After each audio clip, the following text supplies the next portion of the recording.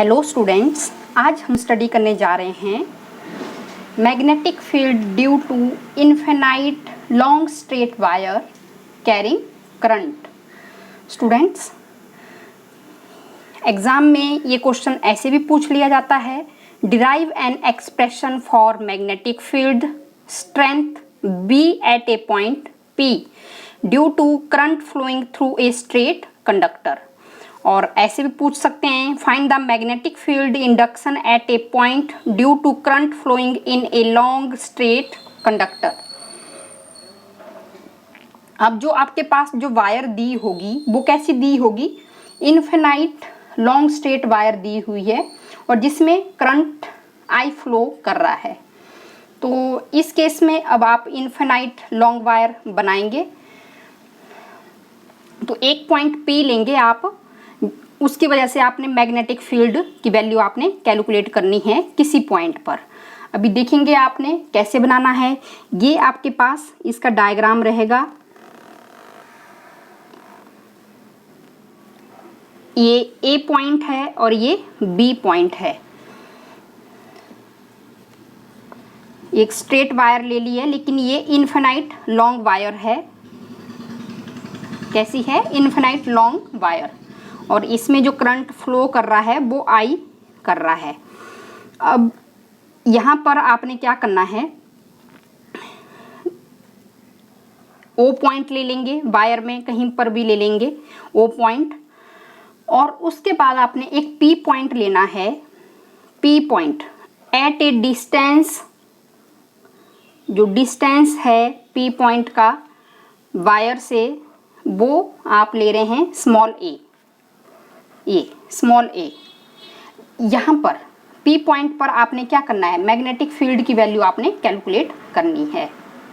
यहाँ पर P point पर हमने मैग्नेटिक फील्ड की वैल्यू कैलकुलेट करनी है। आपने एक लॉन्ग स्ट्रेट वायर ली है जो इनफिनाइट लॉन्ग है और यहाँ पर एक पॉइंट पी लेंगे जिसका डिस्टेंस स्मॉल ए है फ्रॉम पॉइंट ओ। अब अगर आपने मैग्नेटिक फील्ड की वैल्यू आपने पी पॉइंट पर कैलकुलेट करनी है तो आप डायरेक्ट इस लॉन्ग वायर की वजह से कितनी मैग्नेटिक फील्ड पी पॉइंट पर प्रोड्यूस हो रही है उसको नहीं आप निकाल सकते हो। आपने क्या करना है, यहाँ पर एक स्मॉल एलिमेंट लेना है। स्मॉल एलिमेंट की वजह से जो मैग्नेटिक फील्ड जो प्रोड्यूस होगी पी पॉइंट पर वो भी कैसी रहेगी, स्मॉल रहेगी। अब आपको पता ही है वाइट-सेवरेट लॉ, आपको पता ही है कि उसकी हेल्प से आप क्या निकाल सकते हो, मैग्नेटिक फील्ड की वैल्यू आप निकाल सकते हो पी पॉइंट पर। तो आपने क्या करना है, एक आपने स्मॉल एलिमेंट ले लेना है। यहाँ पर ये जो स्ट्रेट जो आपने एक इनफिनाइट लॉन्ग वायर ली हुई है, यहाँ पर आपने एक पॉइंट ले लेना है। जैसे मैं सी पॉइंट ले रही हूँ और स्मॉल एलिमेंट की जो लेंथ है वो कितनी होगी, DL। यहाँ पर एक स्मॉल एलिमेंट ले लेंगे आप यहाँ से वायर से जिसकी लेंथ DL है और O पॉइंट से लेकर C पॉइंट का जो डिस्टेंस है वो L ले रहे हैं। इस डिस्टेंस पर आपने एक स्मॉल एलिमेंट ले लिया है, स्मॉल एलिमेंट जिसकी लेंथ कितनी है, DL है, और O पॉइंट से लेकर C पॉइंट यहाँ से ले रहे हैं आप ये स्मॉल एलिमेंट। तो इसको मैं अब P पॉइंट को मैं C पॉइंट से क्या कर रही हूँ, इसको मैं ऐसे मिला रही हूँ और ये जो P पॉइंट है C पॉइंट से ये R डिस्टेंस पर लाई कर रहा है और यहाँ पर एंगल आपने ले लेना है। ये इस एंगल को आप थीटा ले रहे हो और DL और R के बीच में भी एक एंगल बनेगा। जो स्मॉल एलिमेंट जो लेंथ आपने DL ली है और R, इन दोनों के बीच में भी एक एंगल है और वो एंगल है फाई। अब आपको पता है कि DL और R के बीच में भी एक एंगल है जहाँ पर आपने स्मॉल एलिमेंट लिया है और इस R के बीच में भी एंगल एक फाई बन रहा है और इस पॉइंट को आपने आगे P पॉइंट से आपने मिला दिया है। अब आपको ये भी पता है कि अकॉर्डिंग टू बायोट-सेवरेट लॉ जब भी आपने करना है तो आपने मैग्नेटिक फील्ड की वैल्यू निकालनी है P पॉइंट पर due to small element of the wire is given Y। According to Biot Savart law, ठीक है, magnetic field at point P magnetic field at a point P due to small element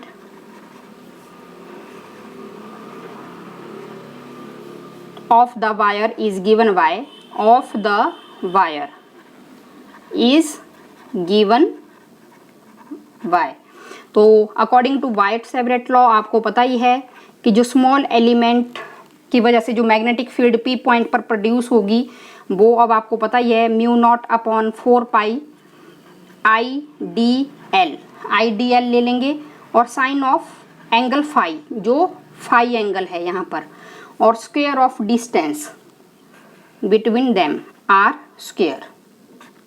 ये equation number 1, क्योंकि यहाँ पर DL और R के बीच में जो एंगल है वो फाई लिया है हमने, तो यहाँ पर मैं साइन फाई यहाँ पर लिख रही हूँ।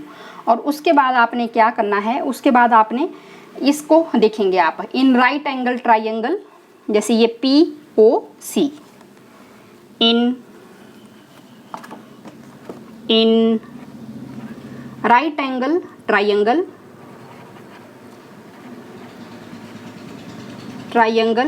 POC कितनी वैल्यू आ जाएगी आपके पास, देखेंगे राइट एंगल ट्राइंगल POC में हम आपने देखो जो वाइट-सेवरेट लॉ में आपने क्या निकालना है, साइन फाई की भी वैल्यू आपने निकालनी है, ठीक है।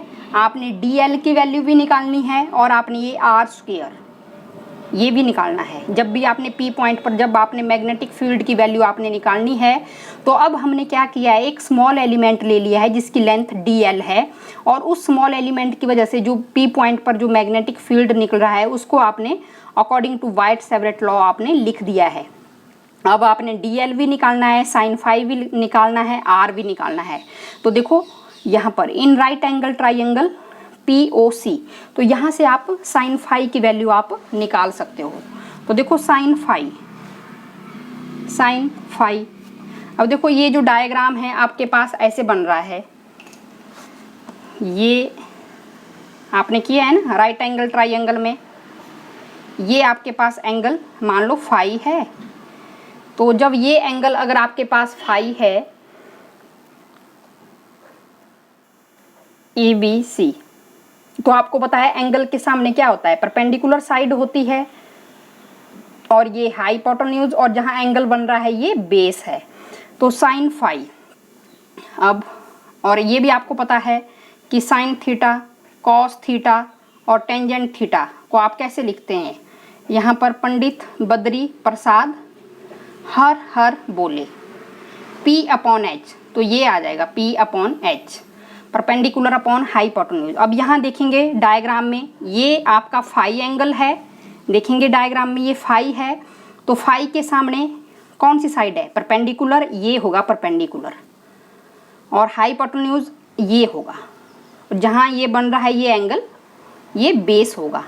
तो ये वैल्यू आपके पास कितनी आ जाएगी, A अपॉन R, यहाँ से A अपॉन R। और साथ में आप इस थीटा एंगल को भी निकाल सकते हो यहीं से ही, कॉस थीटा। अगर कॉस थीटा अगर आप निकालोगे तो मैंने बताया कि थीटा के सामने वाली जो साइड होगी वो आपके पास क्या रहेगी, परपेंडिकुलर। तो इसके लिए ये साइड परपेंडिकुलर आएगी, जहाँ ये बन रहा है ये बेस आ जाएगा और ये हाइपोटेन्यूज, तो ये भी A अपॉन R। क्योंकि अब देखो ना डायग्राम आपके पास ऐसे आ रहा है, ये है और ऐसे करके, तो थीटा के सामने ये परपेंडिकुलर आएगा, ये हाइपोटेन्यूज आएगा और ये बेस। तो कॉस थीटा क्या होता है, बेस अपॉन हाइपोटेन्यूज। तो बेस क्या है आपके पास, बेस A है, हाइपोटेन्यूज क्या है, R है। तो यहाँ से पता लगा आपको कि साइन फाई की जो वैल्यू है वो A अपॉन R के बराबर ले रहे हो आप, और साथ में यहाँ से ये कॉस थीटा के बराबर वैल्यू आ जाएगी। अब आपने यहाँ से R भी निकाल सकते हो, ठीक है। आपने इसको थीटा में, अगर ये आपके पास A अपॉन R की वैल्यू कॉस थीटा है तो R की वैल्यू आप क्या निकाल सकते हो, A upon cos of theta, A upon cos of theta. तो ये R की वैल्यू आपने निकाल दी। अब उसके बाद आपने क्या करना है, आपने और यहाँ से टेंजेंट थीटा भी निकाल लेंगे। देखेंगे यहाँ पर थीटा है, टेंजेंट थीटा। टेंजेंट थीटा क्या होता है, P upon B, perpendicular upon base. अब ये थीटा है यहाँ पर, this one is theta here, तो थीटा के सामने ये क्या है आपके पास, ये परपेंडिकुलर है, perpendicular, this side is perpendicular और अपॉन बेस, तो ये आपके पास कितना आ जाएगा, परपेंडिकुलर अपॉन बेस, परपेंडिकुलर आपकी ये जो लेंथ है OC अपॉन OP, तो परपेंडिकुलर थीटा के सामने ये आपके पास L अपॉन A, तो यहाँ से आपने टेंजेंट थीटा की वैल्यू भी आपने निकाल दी L upon A।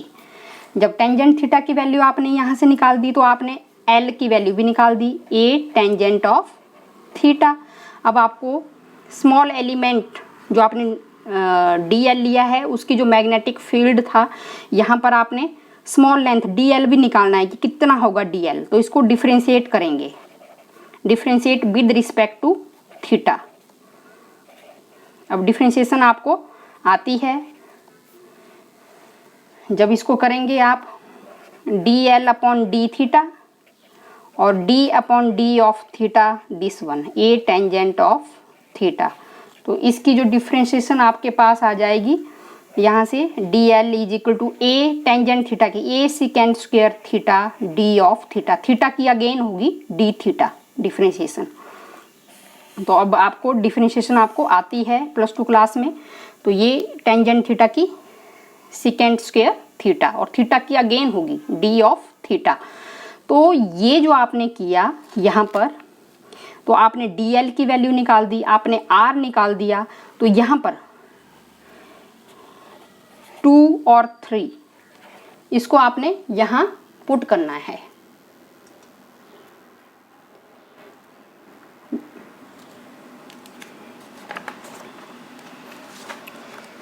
Put in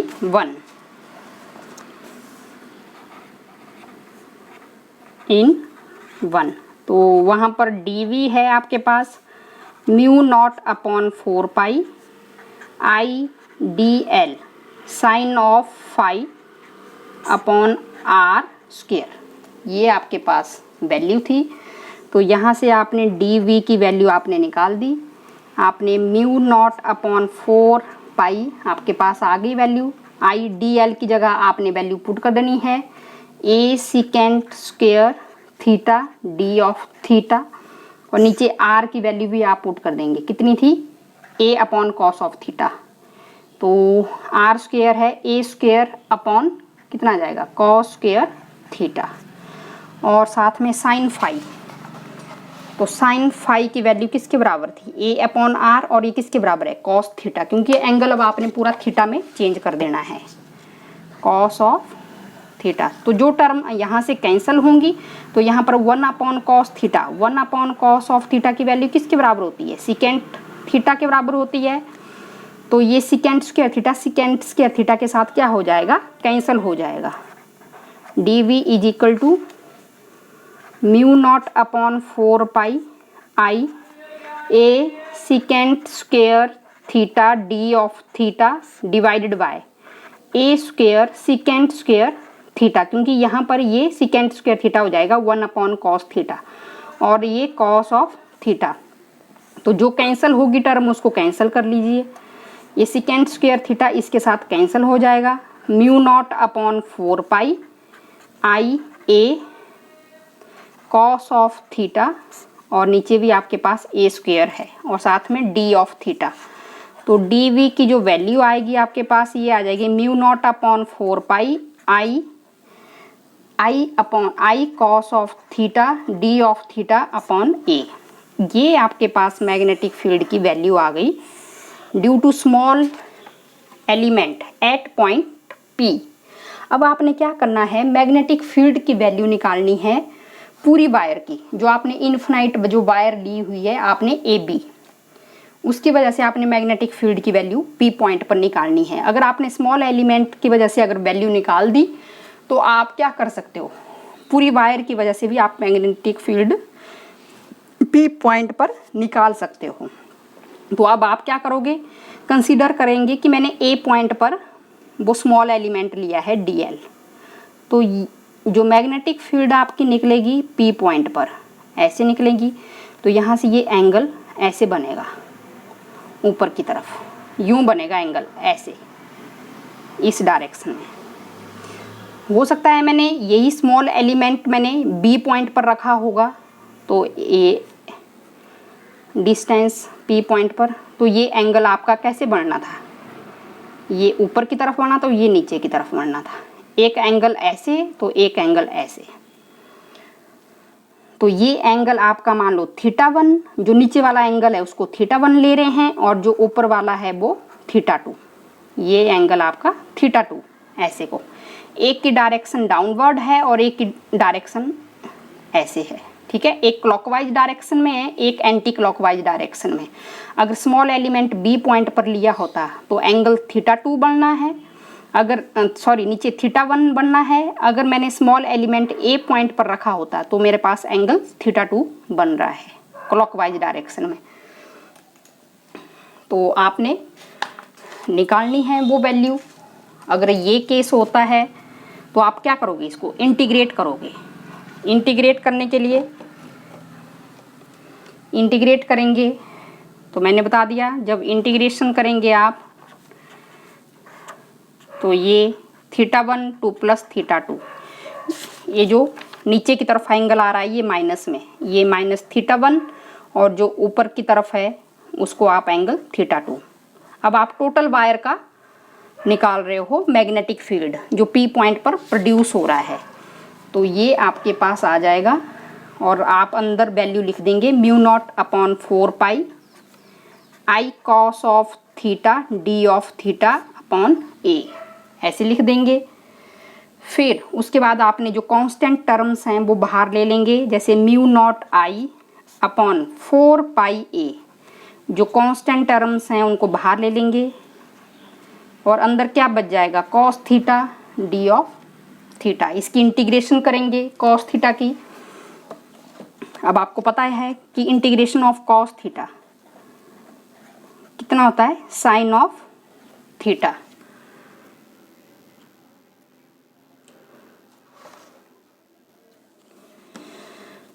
integration of cos theta sine of theta.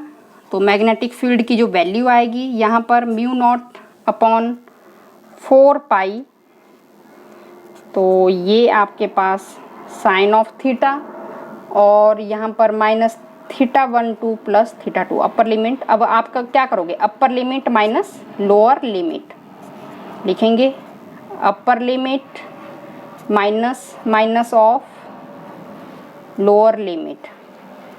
तो जो वैल्यू आपके पास आ जाएगी वो ये आ जाएगी, साइन θ2 माइनस माइनस प्लस हो जाएगा और साइन θ1।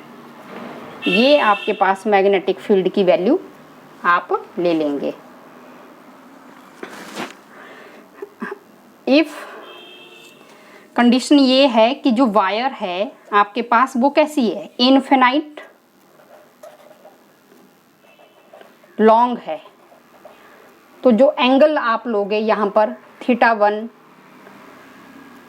वो 90 डिग्री के बराबर लेंगे, और θ2 भी आप कितना लोगे, 90, और यहाँ पर पुट कर देंगे आप।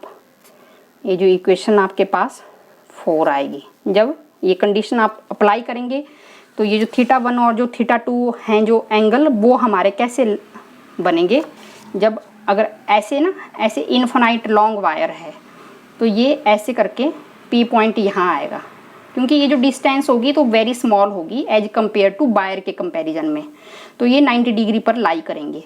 तो ये वैल्यू आपने फिर लिख देनी है। साइन 90 आपको पता है π/2 प्लस साइन π/2। साइन 90 की वैल्यू 1 होती है, साइन 90, और यहाँ पर वैल्यू आपने लिख देनी है μ0/4π 1 + 1। तो ये आपके पास आ जाएगी वैल्यू फिर 2/A। आपके पास यहाँ पर 4πA।